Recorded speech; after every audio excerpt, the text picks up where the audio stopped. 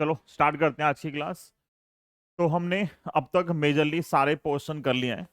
जो हमारी ये लास्ट क्लास है, एक्चुअल में ये फर्स्ट क्लास होनी चाहिए थी, ठीक है, लेकिन इनका कुछ खास रिलेशन नहीं लगता मुझे, तो मैं हमेशा लास्ट में ही कराता हूँ। तो हमने जो है अब तक बोहर मॉडल जो है वो डिटेल में डिस्कस किया है। जबकि बोहर मॉडल वैसे जो रदरफोर्ड मॉडल है उसके बाद आता है, लेकिन मैंने तुम्हें बोहर पहले करवा दिया था, और अब हम आज डिस्कस करेंगे रदरफोर्ड मॉडल। तो ये हम बाद में क्यों डिस्कस करते हैं कि इसके जितने भी इंपॉर्टेंट पॉइंट्स हैं वो सारे के सारे आपने ऑलरेडी पढ़े हुए हैं केमिस्ट्री में। तो जितना केमिस्ट्री में था उतना ही यहाँ पे है। तो आपने स्टार्टिंग में जो 11th में पढ़ा था वही सेम चीज़ हमें यहाँ पे डिस्कस करनी है। तो इसमें करवाने में जो टाइम है वो बहुत कम लगता है, कुछ खास है नहीं करवाने के लिए हमें, मतलब मेजरली जो चीज़ें हैं बच्चों को हमेशा पता होती हैं यहाँ पे जो हमें डिस्कस करना है। तो तीन टॉपिक हमें यहाँ डिस्कस करने हैं। एक है गोल्ड फॉल एक्सपेरिमेंट, ठीक है, वहां पे नाम था केमिस्ट्री में गोल्ड फॉयल और अल्फा पार्टिकल स्कैटरिंग एक्सपेरिमेंट, ठीक है। जिन लोगों ने किया था वो दो साइंटिस्ट थे, गीगर और मार्सडन।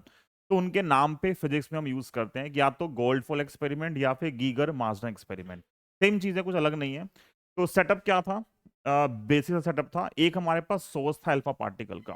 ये जो अल्फा पार्टिकल सोर्स होता है, इस अल्फा पार्टिकल सोर्स को हम क्या करते हैं, चारों तरफ मतलब तीन तरफ से कवर कर देते हैं।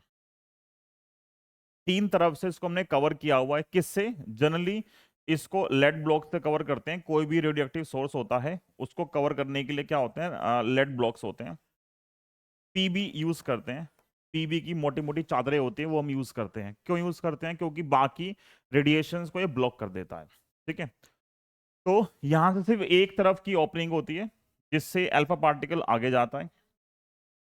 इन्होंने लेड ब्रिक्स आगे लगा रखी हैं, ये चारों तरफ भी होता है। यहां पे लगाना क्या मतलब है कि ये जो यहां से अल्फा पार्टिकल हर डायरेक्शन में निकल रहे थे उनको सिर्फ एक फाइन बीम की फॉर्म में ये आगे अलाउ कर रहा है पास होने की।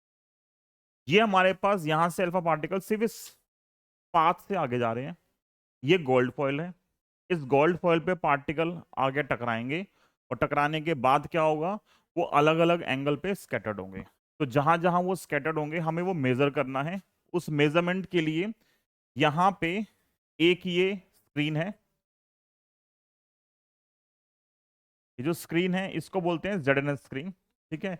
यहाँ पे क्या होता है, सिंटिलेशन प्रोसेस होता है। सिंटिलेशन का मतलब क्या होता है कि जैसी अल्फा पार्टिकल इस गोल्ड फॉइल से टकरा के यहाँ पे आता है तो यहाँ पे छोटी सी लाइट प्रोड्यूस होती है, ठीक है। वो लाइट प्रोड्यूस होने का मतलब क्या है कि वहां पे अल्फा पार्टिकल आके टकराया है।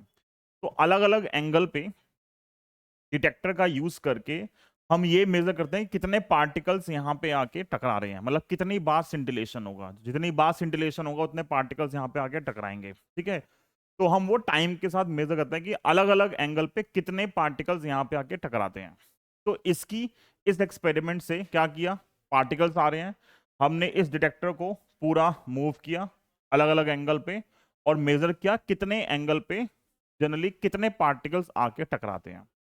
और यहां से कुछ हमें ऑब्जर्वेशंस मिली इस एक्सपेरिमेंट से। वो जो ऑब्जर्वेशंस थी पेपर में ही बनाने के लिए आ सकता है। अगर लिखने के लिए आगे कि इसको लिखो कि एक्सपेरिमेंट क्या था, तो क्या लिखोगे दो या तीन लाइन के अंदर कि अल्फा पार्टिकल जो है यहां से फाइन बीम जाता है, ठीक है, it falls on the gold foil, और उसके बाद क्या होगा, particles get scattered at different angle and are measured by the detectors, ठीक है। और उसके बाद क्या लिखोगे, ऑब्जर्वेशंस। तो इसकी तीन ऑब्जर्वेशंस हैं, पता होंगी, बताओ क्या क्या ऑब्जर्वेशंस थी, क्या क्या ऑब्जर्वेशंस थी, याद होंगी? हाँ, इसकी क्या क्या ऑब्जर्वेशंस थी, इस एक्सपेरिमेंट की जो ऑब्जर्वेशंस थी क्या क्या थी, ठीक है। तो यहां से उन्होंने क्या ऑब्जर्व किया इस वाले पॉइंट से, ठीक है, क्या किया? मोस्ट, पहली जो ऑब्जर्वेशन थी, most of the alpha particle, वैसे हम ये पढ़ चुके हैं, हीलियम न्यूक्लियस को हम क्या बोलते हैं, alpha particle. Most of the alpha particle passes through the gold foil और scattered by very small angle, ठीक है, बहुत कम एंगल से स्कैटर्ड हुए। सेकेंड ऑब्जर्वेशन थी 1 इन एनसीईआरटी के डेटा के हिसाब से 1 in 8000 get scattered by more then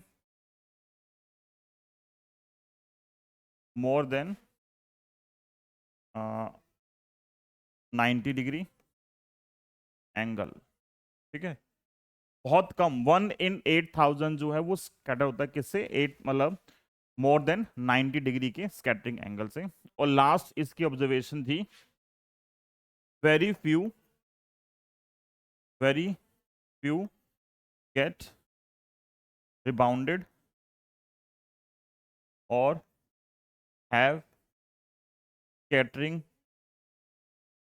angle near to 180 degree, ठीक है, ये इसकी ऑब्जर्वेशन थी 3। इसी ऑब्जर्वेशंस को पेपर में ड्रॉ करने के लिए आता है, ये सेम ऑब्जर्वेशन जो है पेपर में ड्रॉ करने के लिए आती है। 1 मार्क का क्वेश्चन है ये। हॉरिजॉन्टल एक्सिस पे है theta, theta is called scattering angle, theta is called scattering angle. और यहां पे है एन थीटा, एन थीटा का मतलब क्या है, एन थीटा का मतलब है नंबर ऑफ पार्टिकल्स, कौन से, alpha particles scattered scattered at angle theta. अब जो ग्राफ है ये ग्राफ इसी ऑब्जर्वेशंस के बेस पे है, मतलब पहले ग्राफ मेजर किया और ग्राफ के बेसिस पे ऑब्जर्वेशंस आए। देखो मोस्ट ऑफ द पार्टिकल जो है सीधे चले गए, सीधे जाने का मतलब है उनका स्कैटरिंग एंगल बहुत कम था। तो मतलब अगर स्कैटरिंग एंगल कम है, थीटा कम है, तो पार्टिकल्स क्या है, ज्यादा आ रहे हैं। जैसे जैसे एंगल स्कैटरिंग एंगल बढ़ता है नंबर ऑफ पार्टिकल्स क्या होते हैं, बहुत कम हो जाते हैं। तो ग्राफ कैसा आएगा, स्मॉल एंगल पे ज्यादा पार्टिकल हैं, एंगल बढ़ रहा है तो पार्टिकल्स क्या हो रहे हैं, कम हो रहे हैं। क्या बोल रहे हैं इसको, जो स्कैटरिंग पार्टिकल्स हैं। तो ग्राफ कैसा आएगा,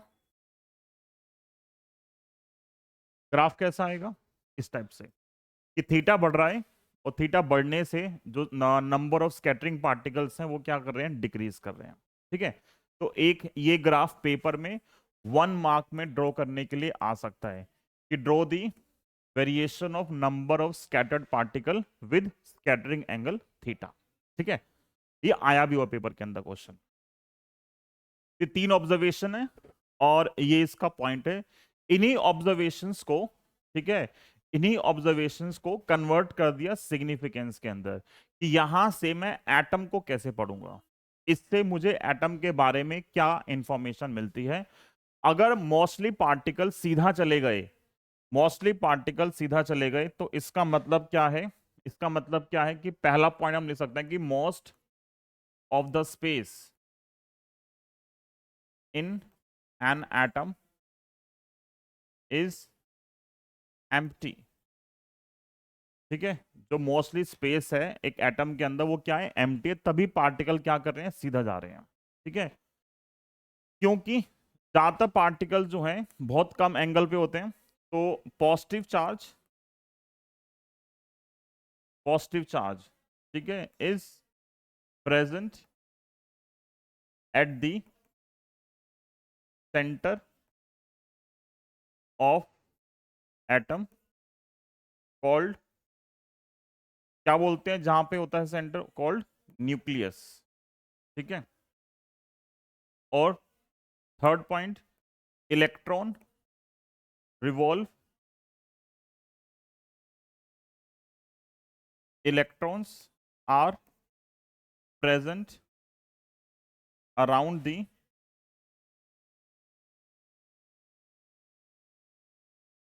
the nucleus which makes it neutral.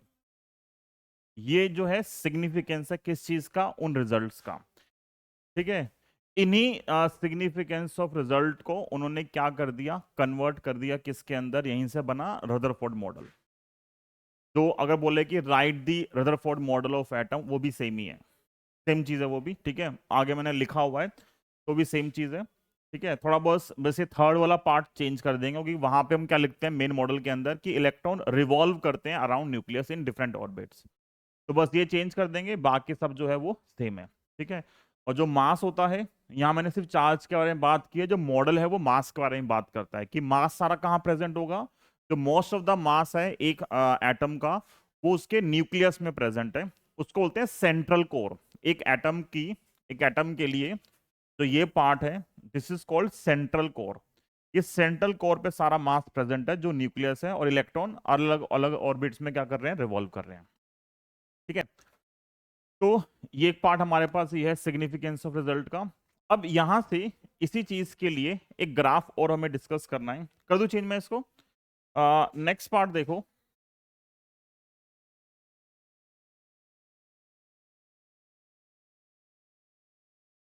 यार ये हम कर पाएंगे डॉटेड?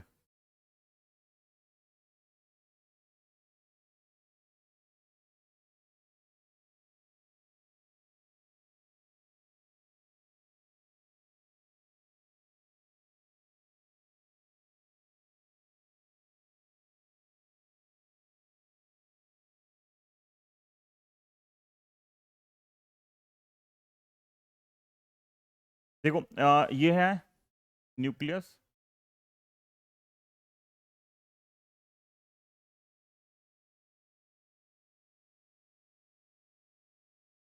ये है न्यूक्लियस बीच में,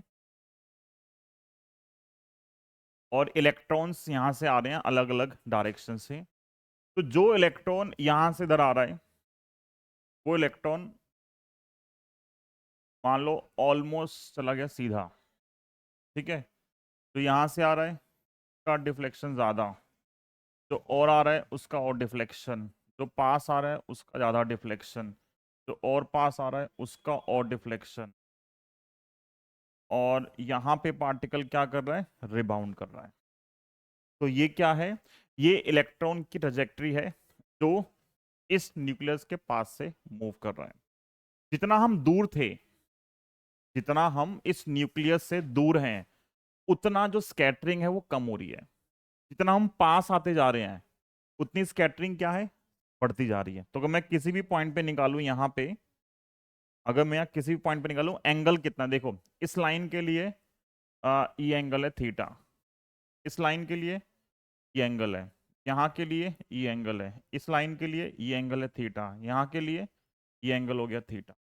तो थीटा क्या हो रहा है, बढ़ रहा है। कैसे बढ़ रहा है, जितना हम पास आ रहे हैं उतना वो बढ़ता रहा है। क्यों बढ़ रहा है, क्योंकि जो अल्फा पार्टिकल है, अल्फा पार्टिकल पे चार्ज कैसा होता है, पॉजिटिव। न्यूक्लियस पे कैसा चार्ज होता है, पॉजिटिव। तो जब प्लस प्लस रिपेल करेंगे तो क्या होगा, वो दूर जाएगा। जब वो दूर था तो वो ऑलमोस्ट सीधा निकल रहा है। तो पास आने पे यहाँ पे क्या होता है, स्कैटरिंग एंगल क्या कर रहा है, इंक्रीज कर रहा है। ठीक है, तो ये जो है पेपर में क्वेश्चन आता है। यहाँ पे हम दो चीज डिफाइन करते हैं, एक है इस सेंट्रल लाइन को छोड़ के कोई और भी लाइन नहीं, इसको बोलते हैं वेलोसिटी वेक्टर। जिस डायरेक्शन में अल्फा पार्टिकल मूव कर रहा है, ये वेलोसिटी वेक्टर उसका, कि इस डायरेक्शन में पार्टिकल मूव कर रहा है। किसी भी वेलोसिटी वेक्टर की, ठीक है, इस न्यूक्लियस की सेंट्रल लाइन से जो परपेंडिकुलर डिस्टेंस आती है, इस परपेंडिकुलर डिस्टेंस को बोलते हैं बी, और बी का मतलब होता है इंपैक्ट पैरामीटर। तो यहां पे ये दो टर्म आती हैं, एक आता है theta, theta is called scattering angle. ठीक है, और एक है बी, बी होता है इंपैक्ट पैरामीटर। पहले इसका फॉर्मूला भी था सिलेबस में, अब फॉर्मूला नहीं है, बस ये हमें नाम दे रखा है इंपैक्ट पैरामीटर। ये इंपैक्ट पैरामीटर क्या है, किसी भी वेलोसिटी वेक्टर की इस सेंट्रल लाइन से जो परपेंडिकुलर डिस्टेंस है वो इंपैक्ट पैरामीटर। ठीक है, तो perpendicular distance of velocity vector, velocity vector from the centre या from the nucleus, from the nucleus और सेंटर ऑफ न्यूक्लियस। न्यूक्लियस से जो परपेंडिकुलर डिस्टेंस है वो हमारे पास क्या है, इंपैक्ट पैरामीटर है। तो पेपर में यहां से जो क्वेश्चन पूछा गया अभी recently, I think last question 3-4 साल पहले आया था, कोविड से पहले इस पे क्वेश्चन आया था। ठीक है, अब देखो दो केस लेते हैं। मान लो थीटा की वैल्यू 0 है और थीटा की वैल्यू है 180 डिग्री। तो इन दोनों पे मुझे बताना है इंपैक्ट पैरामीटर कितना होगा। थीटा 180 कहां पे होगा, ऊपर या नीचे? यहां पे थीटा 180 कहां पे आएगा? थीटा 180 वो लाइन है जहां पे वो रिबाउंड कर रहा है। ठीक है, ये लाइन रिप्रेजेंट कर रही है थीटा 180 को, कि आया और इसी पाथ से वो वापस चला गया। ठीक है, तो अगर वो इसी पाथ से वापस चला जाएगा तो वहां पे मुझे बताना है कि इंपैक्ट पैरामीटर क्या होगा। इंपैक्ट पैरामीटर मैं इसी लाइन से मेजर करता हूं, ये जो लाइन है सेंट्रल लाइन, और अगर अल्फा पार्टिकल इसी लाइन पे आएगा तो इंपैक्ट पैरामीटर कितना हो गया, 0 हो गया। ठीक है, तो अगर थीटा की वैल्यू 180 डिग्री है तो यहाँ पे बी कितना आएगा, 0। अगर थीटा की वैल्यू 0 है तो 0 कहाँ होगी, बहुत ऊपर होगी। तो बहुत ऊपर होने का मतलब क्या है, इसके कंपैरिजन में यहाँ जो बी आएगा वो क्या आएगा, लार्ज आएगा। हम यहाँ एग्जैक्ट वैल्यू नहीं बता सकते, यहाँ पे बी कितना आएगा, लार्ज आएगा। अब जो ट्रेजेक्ट्री है अल्फा पार्टिकल की, वो एंगल के साथ अलग अलग आ रही है। ठीक है, कोई बोले कि ट्रेजेक्ट्री क्या है अल्फा पार्टिकल की, तो इस पाथ के लिए स्ट्रेट लाइन है, यहां अलग है यहां अलग है, तो हर पॉइंट पे क्या हो रही है, अलग आ रही है। तो ट्रेजेक्ट्री किस पे डिपेंड कर रही है, जो ट्रेजेक्ट्री है किस पे डिपेंड कर रही है, trajectory depend upon two things. पहला, इंपैक्ट पैरामीटर कितना उसका, मतलब कितना पास है कितना दूर जा रहा है, और उसके साथ उसका स्कैटरिंग एंगल है वो कितना है। बट इसके बाद भी कोई पूछे कि इन जनरल, जो इन जनरल पाथ है इसका, वो पाथ कैसा होता है, तो उसमें लिखा हुआ है कि जो ट्रेजेक्ट्री आती है वो आती है hyperbola. In general hyperbolic trajectory आती है किसकी, अल्फा पार्टिकल की, जो इस न्यूक्लियस के पास से पास होता है। ठीक है, पर कोई बोले क्या हमेशा ये रहेगी, तो नहीं, इसके लिए चेंज हो गई। ठीक, तो इन दो चीज पे डिपेंड करती है ट्रेजेक्ट्री, इंपैक्ट पैरामीटर और स्कैटरिंग एंगल। अब ये जो है, ये पहले 4 क्वेश्चन असाइनमेंट के अंदर। ठीक है, डायरेक्ट क्वेश्चन है, ये डायग्राम पेपर बनाने के लिए आया हुआ है। जो पेपर में क्वेश्चन आया था उसमें डायग्राम गिवन था, ये पूरा सेम बना हुआ था, बस पूछा गया था कि बी क्या होता है, थीटा क्या होता है, और डिफरेंट डिफरेंट थीटा पे बी की क्या वैल्यू होगी, वो क्वेश्चन पेपर में पूछा गया है यहां से। क्लियर है? ओके, आगे करते हैं। इसके बाद नेक्स्ट पार्ट, नेक्स्ट पार्ट है हमारे पास distance of closest approach. Next part हमारे पास डिस्टेंस ऑफ क्लोजेस्ट अप्रोच। ठीक है, तो जो डिस्टेंस ऑफ क्लोजेस्ट अप्रोच है, ये क्या टॉपिक है,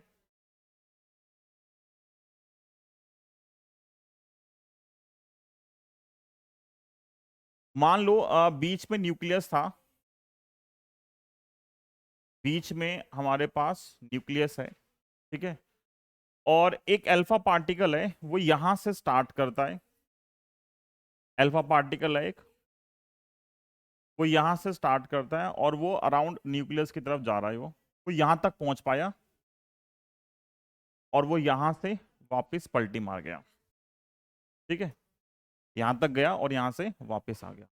नाम क्या है, डिस्टेंस ऑफ क्लोजेस्ट अप्रोच। ये एक अल्फा पार्टिकल एक न्यूक्लियस के कितना पास जा सकता है, वो डिस्टेंस हमें निकालनी है। ठीक है, तो जितना वो पास जा सकता है उसी डिस्टेंस का नाम होता है डिस्टेंस ऑफ क्लोजेस्ट अप्रोच। और ये कहां से मेजर कर रहे हैं, न्यूक्लियस से। तो यहां से लेके जो न्यूक्लियस का सेंटर है, इन दोनों के जो बीच में डिस्टेंस है, इस डिस्टेंस को हम क्या बोलते हैं, डिस्टेंस ऑफ क्लोजेस्ट अप्रोच।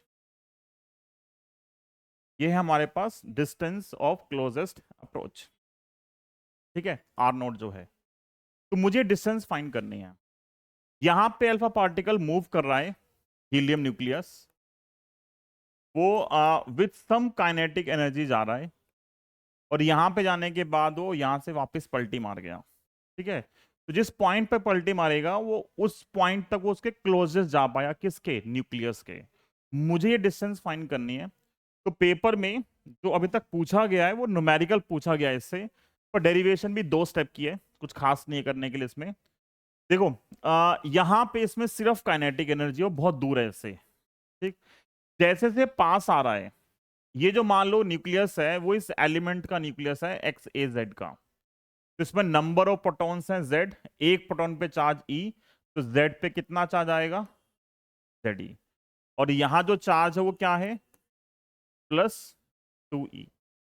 ये प्लस का चार्ज इस प्लस चार्ज के पास जा रहा है, तो जैसे से प्लस का चार्ज इसकी तरफ मूव करेगा, इसकी काइनेटिक एनर्जी पे क्या इफेक्ट होगा, कम होगी ज्यादा होगी, क्योंकि प्लस प्लस क्या करेंगे, प्लस प्लस रिपेल करेंगे। तो जैसे जैसे ये पास जा रहा है उसकी काइनेटिक एनर्जी कम होती जा रही है। इस पॉइंट पे उसने पलटी मार ली, पलटी मतलब चेंज हो गया डायरेक्शन, तो इस पॉइंट पे उसकी काइनेटिक एनर्जी क्या होगी, 0 होगी। तो यहां जो सारी काइनेटिक एनर्जी थी इस पॉइंट तक आते आते सारी काइनेटिक 0 हो गई, तो गई का काइनेटिक एनर्जी कन्वर्ट हो गई किसमें, पोटेंशियल में। तो हम लिख सकते हैं यहां पे डेरिवेशन के लिए कि मैकेनिकल एनर्जी जो हमारे पास क्या है फाइनल या इनिशियल, वो किसके बराबर होगी, मैकेनिकल एनर्जी फाइनल, यही होगा। इनिशियली पोटेंशियल 0 है, क्यों, बहुत दूर है, तो उन दोनों के बीच में कोई अट्रैक्टिव रिपल्सिव फोर्स नहीं है। तो इनिशियल एनर्जी है मैकेनिकल एनर्जी, वो आएगा kinetic energy initial plus potential energy initial, kinetic energy final plus potential energy final. Kinetic energy initial का जो फॉर्मूला है वो तो KE अल्फा ही है, ये कितना है 0। काइनेटिक एनर्जी फाइनल कितनी है 0। और पोटेंशियल एनर्जी फाइनल, देखो पोटेंशियल एनर्जी का जो फॉर्मूला होता है चैप्टर 2 में सीखा था, वो था KQ1Q2/R, ये पोटेंशियल एनर्जी का फॉर्मूला है। तो यहां पे क्या आएगा, ये आएगा +K, पहला चार्ज है 2E, दूसरा चार्ज है ZE, और डिस्टेंस कितनी दोनों पॉइंट्स के बीच में, अगर वो यहां पहुंच जाएगा तो उन दोनों के बीच में ये R0 डिस्टेंस है, इसका नाम क्या है, डिस्टेंस ऑफ क्लोजेस्ट अप्रोच। तो क्या बचेगा यहां से, ये kinetic energy alpha is equal to 2KZ/E², और यहां से R0 की वैल्यू आएगी 2KZ/E² kinetic energy of alpha particle. ये मेरे पास डिस्टेंस ऑफ क्लोजेस्ट अप्रोच का फॉर्मूला आ गया, ठीक है। तो पेपर में जो क्वेश्चन पूछा गया है वो डायरेक्ट फॉर्मूला है कि आपको काइनेटिक एनर्जी गिवन होगी, Z गिवन होगा, और आपको क्या निकालना है, R0 निकालना है। 2 ही क्वेश्चन है, वही 2 क्वेश्चन जो है बार बार वो रिपीट करते हैं, ठीक है। बहुत नया कंटेंट नहीं है इसके अंदर, बस ये है काइनेटिक एनर्जी के साथ इनवर्स रिलेशन है, मतलब अगर काइनेटिक एनर्जी को डबल कर दिया तो डिस्टेंस ऑफ क्लोजेस्ट अप्रोच क्या होगी, हाफ हो जाएगी, ठीक है। एक क्वेश्चन आया हुआ है पेपर के अंदर कि डिस्टेंस ऑफ क्लोजेस्ट अप्रोच हमें क्या देता है। तो डिस्टेंस ऑफ क्लोजेस्ट अप्रोच हमें देता है एक upper limit of size of nucleus, ठीक है। ये क्वेश्चन 2-3 में पूछा गया है कि जितना ये पास तक जा पा रहा है वो रिप्रेजेंट करता है कि मैक्सिमम यहां तक न्यूक्लियस जो है वो हो सकता है। तो अपर साइज या अपर लिमिट का मतलब है कि कितनी डिस्टेंस तक या कितना साइज एक न्यूक्लियस का हो सकता है, वो प्रोवाइड करता है कौन, डिस्टेंस ऑफ क्लोजेस्ट अप्रोच, ठीक है। आया वो पेपर में क्वेश्चन, एनसीईआरटी में एक लाइन लिखी है वहां से उन्होंने उठाया था क्वेश्चन ये, तो पलट दें इसको, ठीक है। तो क्वेश्चन कुछ भी नहीं है, बस ये फॉर्मूला है, और इस पे 2 क्वेश्चन डायरेक्ट क्वेश्चन है, कुछ करना नहीं है, मैं कराऊंगा भी नहीं, मैं बस समझा रहा हूं। ये पहला क्वेश्चन है कि आपको काइनेटिक एनर्जी गिवन है कितनी, अल्फा पार्टिकल की काइनेटिक एनर्जी है 8.7 MeV, एम होता है मेगा के लिए और ईवी इलेक्ट्रॉन वोल्ट, और जो Z है कॉपर के लिए निकालना है 29 है, distance of closest approach find करनी है। तो R0 का जो फॉर्मूला है वो है 2KZE² kinetic energy of alpha particle. बस ये अगर हमें डिस्टेंस मीटर में चाहिए तो हमें सारी जो फिजिकल क्वांटिटीज हैं उनको हमें SI यूनिट में कन्वर्ट करना पड़ेगा, जो अभी काइनेटिक एनर्जी नहीं है। इसमें जो मिस्टेक होती है बस ये होती है कि बच्चे इसको कन्वर्ट नहीं करते जूल में, बस बाकी बच्चों को सब पता होता है, और ये मेगा फैक्टर भी है। तो मेगा मतलब कितना हो गया 8.7 10⁶ और इलेक्ट्रॉन वोल्ट कितना होता है 1.6 10 की पावर -19, ठीक है।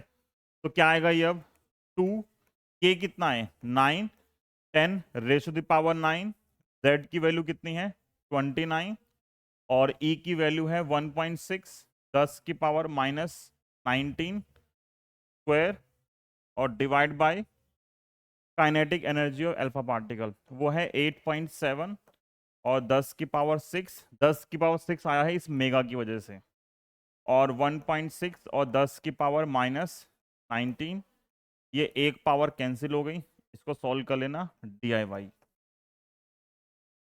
ठीक है। डायरेक्ट क्वेश्चन है, कुछ खास नहीं है करने के लिए। ये असाइनमेंट का 5th क्वेश्चन है, ठीक है। क्लियर है क्वेश्चन यहां तक? ओके। इसके बाद एक क्वेश्चन और है, देखो पढ़ के, हो सकता है नहीं हो सकता, सेम क्वेश्चन है, एग्जैक्ट सेम क्वेश्चन है, देखो।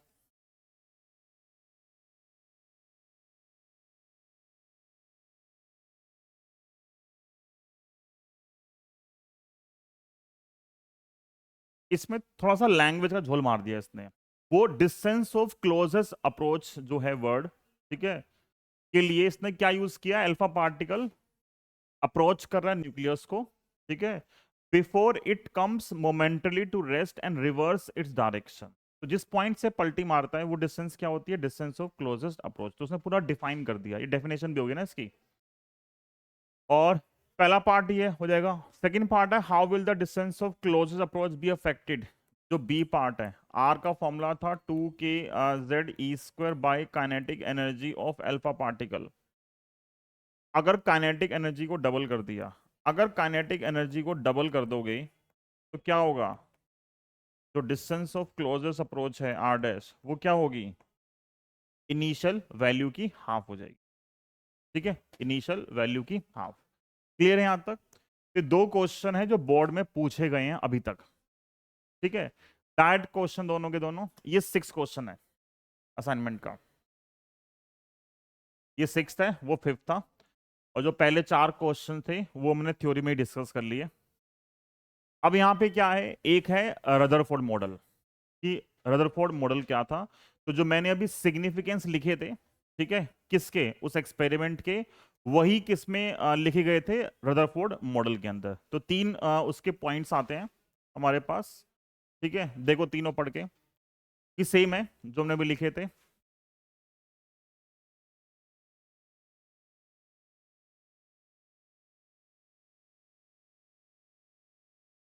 पहला वही है, सारा पॉजिटिव चार्ज कहाँ पे होगा, सेंटर पे होगा, ठीक है, और क्योंकि मेन जो उसमें है, जो मेन मास होता है वो न्यूक्लियस का होता है, तो इसलिए मोस्ट ऑफ द जो मास है वो भी सेंटर पे है। इलेक्ट्रॉन रिवॉल्व करता है अराउंड न्यूक्लियस, ठीक है। तो जो हमने पूरा बोहर मॉडल डिस्कस किया था, वो भी सेम चीज ही है। जो थर्ड पॉइंट है इसका, कि इलेक्ट्रॉन रिवॉल्व कर रहा है ऑर्बिट के अंदर, और उसके साथ साथ जो उसको सेंट्रिपेटल फोर्स चाहिए वो कौन प्रोवाइड करता है, इलेक्ट्रोस्टैटिक फोर्स। तो यहां से एक डेरिवेशन मुझे करनी है रिपीट मोड में, हमने पहले भी की थी, बस में एक पॉइंट एक्स्ट्रा ऐड करना मुझे बस। तो तीनों सेम चीजें हमने अभी लिख ली हैं, तो आप ये लिख लेना। यहां पे क्या है, मुझे निकालना है एनर्जी ऑफ इलेक्ट्रॉन। मैं डायरेक्ट एनर्जी की बात कर रहा हूं, एनर्जी ऑफ इलेक्ट्रॉन, ठीक है, यूजिंग रदरफोर्ड मॉडल। पेपर में दो तरीके से क्वेश्चन आता है, आइदर यूजिंग बोहर मॉडल और रदरफोर्ड मॉडल। तो जो डेरिवेशन है वो एग्जैक्ट सेम है जो बोहर मॉडल वाली थी, कि बीच में न्यूक्लियस है, एक इलेक्ट्रॉन है रिवॉल्व कर रहा है, रेडियस आर है, तो मुझे पता है इस पे सेंट्रिपेटल फोर्स कितना लगेगा, mv²/r। यहाँ जेड ई है, ठीक है, जेड ई, जेड ई की जगह हम सिर्फ ई मान सकते हैं अगर मैं एच एटम की बात करूंगा, और यहाँ पे कितना है -e, तो आएगा k Q1 Q2 by distance square, एक आर कैंसिल, तो mv² इक्वल टू आएगा ke²/r, ठीक है। अब यहां से हम निकाल सकते हैं कि काइनेटिक एनर्जी कितनी आएगी। काइनेटिक एनर्जी होती है हाफ mv², mv² की वैल्यू कितनी है, ke²/r, और पोटेंशियल एनर्जी का फॉर्मूला होता है, पहले से पढ़ा हुआ है, के Q1 एक प्लस है, और एक क्या आएगा, माइनस आएगा। पोटेंशियल एनर्जी निकालते हुए साइन चूज करते हैं हमेशा, और डिस्टेंस कितने उनके बीच में, आर। तो ये है minus k e squared by r, minus k e squared by r. तो टोटल एनर्जी जो आएगी वो आएगी sum of kinetic energy and potential energy minus k e squared bye 2r और minus k e squared by r. तो बचेगा half minus 1, मतलब minus half. और k की वैल्यू क्या होती है, 4 पाई एप्सिलॉन 0 ई 0 बाय 2r, और ये आएगा e squared by minus 8 pi epsilon naught r। This is total energy of electron, ठीक है, इन दी ऑर्बिट। अब इस फॉर्मूले में और बोहर वाले फॉर्मूले में डिफरेंस सिर्फ ये है कि यहाँ पे आर क्वांटाइज नहीं है, ठीक है। रदरफोर्ड मॉडल जो है वो क्वांटाइजेशन का कंसेप्ट नहीं दे पाए थे, वो कॉन्टिन्यूस स्पेक्ट्रम की बात करते थे, ठीक है। अब इसके हिसाब से आर की क्या वैल्यू पॉसिबल है, आर की सारी वैल्यू पॉसिबल है। अब अगर आर की सारी वैल्यूज पॉसिबल है, माइनस साइन यहां भी आ रहा है। माइनस का क्या सिग्निफिकेंस था कि electron is bounded to the nucleus, वो सेम सिग्निफिकेंस है इलेक्ट्रॉन का। तो पेपर में ये डेरिवेशन भी 2 मार्क्स में आई है कि आपको रदरफोर्ड मॉडल का यूज करके एनर्जी ऑफ इलेक्ट्रॉन जो है वो फाइंड करनी है। वहां से भी आया। अगर मैं इसी फॉर्मूले में आर के लिए पुट कर दूंगा एन स्क्वायर एच स्क्वायर वाला जो फॉर्मूला था, तो मेरे पास फॉर्मूला बन जाएगा किसका, बोहर मॉडल का फॉर्मूला बन जाएगा, ठीक है। तो आपको एक ही आना चाहिए। और इसमें एक पॉइंट और बचा है यहाँ पे कि इस रदरफोर्ड मॉडल की लिमिटेशंस क्या थी, ठीक है। वो भी सेम है जो आपने केमिस्ट्री के अंदर पढ़ी थी। अब मैं सोच रहा हूँ लिखवाऊं या ना लिखवाऊं, चलो लिख लेते हैं। 2 लिमिटेशन थी, ठीक है। दोनों में एक का नाम था स्टेबिलिटी ऑफ एटम, कि Rutherford model stability of atom को एक्सप्लेन नहीं कर पाए थे। दूसरा, हाइड्रोजन जो हमने डिस्कस किया है, ये हाइड्रोजन का जो स्पेक्ट्रा आता है वो लाइन स्पेक्ट्रा आता है, लेकिन इसके हिसाब से जो एनर्जी है वो कॉन्टिन्यूस एनर्जी होगी, सारी ऑर्बिट पॉसिबल है। अब सारी ऑर्बिट पॉसिबल है तो यहां से स्पेक्ट्रम कैसा आना चाहिए, कॉन्टिन्यूस स्पेक्ट्रम आना चाहिए। लेकिन आता क्या है, लाइन स्पेक्ट्रा आता है, बीच बीच में लाइन आती है, बाकी मिसिंग होता है। तो वो चीज ये मॉडल एक्सप्लेन नहीं कर पाया था। तो ये 2 मेन लिमिटेशन थी किसकी, रदरफोर्ड मॉडल की। ये लिख लेते हैं, फिर क्लास खत्म आज की। इतना ही करना मैं आज। लास्ट पार्ट है हमारे पास,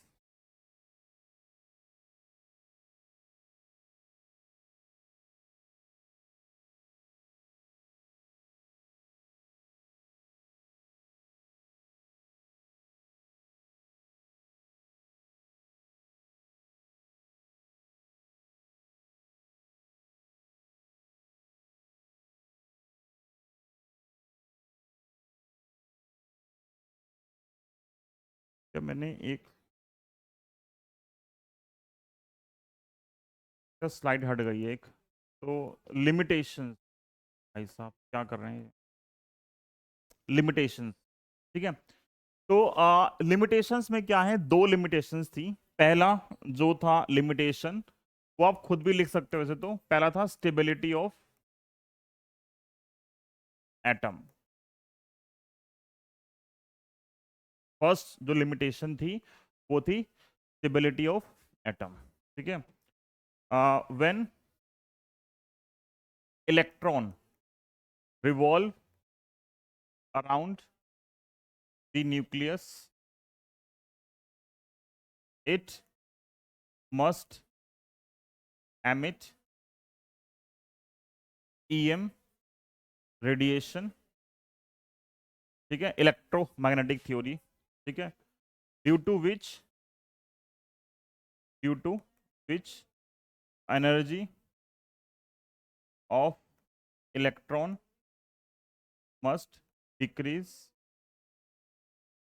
and it fall into the nucleus. इसको बोलते हैं स्पाइरल पाथ। का पाथ आता है वो कैसा आता है, स्पाइरल पाथ आता है, कि बीच में न्यूक्लियस है और इलेक्ट्रॉन रिवॉल्व करता हुआ बीच में गिरना चाहिए, ठीक है। बट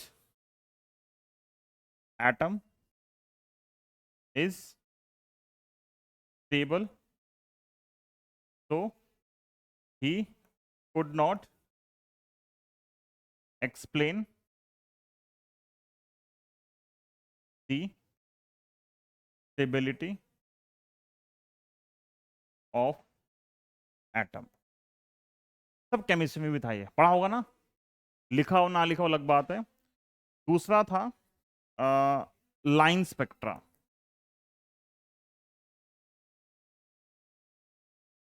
दूसरा पॉइंट था line spectra. As in Rutherford model,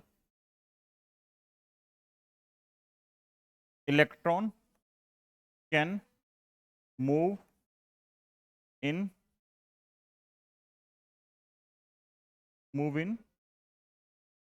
any orbit of continuous radius, so it must emit a continuous spectra। किस फॉर्मूले से? तो एनर्जी का फॉर्मूला क्या था, अभी लिखा है पीछे, -c²/4 पाई, नहीं 8 पाई, 8 pi epsilon 0 r। But it was observed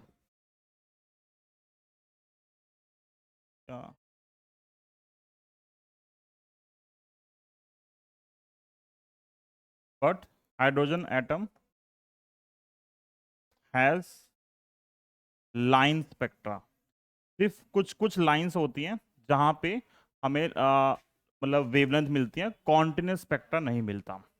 इस सेकंड जो है, ये दो स्टेबिलिटी मतलब लिमिटेशंस हैं रदरफोर्ड मॉडल की। इसके बाद आता है क्या, बोर्स मॉडल, जिन्होंने इन दोनों को काउंटर किया था। इसके लिए दिया था पोस्टुलेट ऑफ स्टेशनरी ऑर्बिट, ठीक है। और इसके लिए भी वही, वहीं से जब कंसेप्ट आया था क्वांटाइजेशन का, तो वहीं से फिर मैं सारा सॉल्व किया था और एनर्जी वगैरह निकाली थी, ठीक है। इसके बाद मूव टू लेक्चर 1, तो कंप्लीट सर्कल है, ठीक है। ओके, खत्म, यहीं तक था। नेक्स्ट क्लास में हम करेंगे न्यूक्लियाई। Okay, bye bye.